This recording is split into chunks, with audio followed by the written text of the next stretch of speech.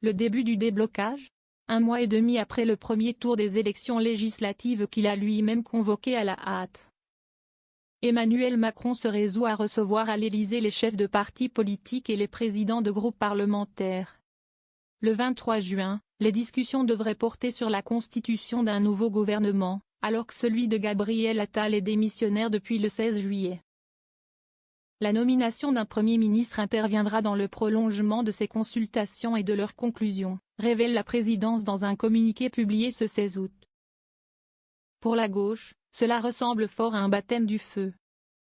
Après un été passé à pousser le nom de Lucie Castet, lancé dans une offensive médiatique pour se faire connaître des Français, les représentants du nouveau Front populaire ont d'ores et déjà annoncé vouloir se rendre à l'invitation de manière unie. Nous irons ensemble pour exiger d'Emmanuel Macron qu'il respecte le résultat des urnes et nomme Lucie Castet Première ministre. Ont tweeté des responsables insoumis dont Mathilde Panot et Emmanuel Bompard. Un peu lunaire.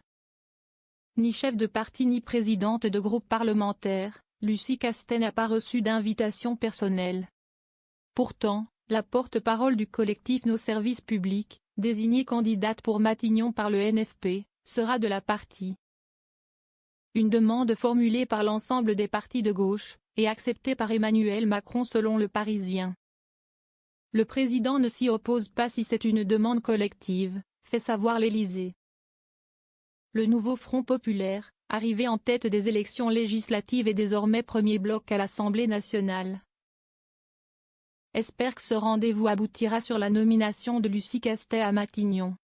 Reste que ces consultations ont lieu en plein pendant les universités d'été de la France insoumise, des écologistes et du Parti communiste français, PCF. Une manière pour Macron de voler la vedette de ses raouts généralement au centre de l'attention médiatique? Tout ça est un peu lunaire. Commente auprès du HuffPost le député, LFI, Éric Coquerel qui voit dans l'initiative du chef de l'État une manière de s'imposer dans le débat politique et de dire que c'est lui qui gère le calendrier et pas les autres.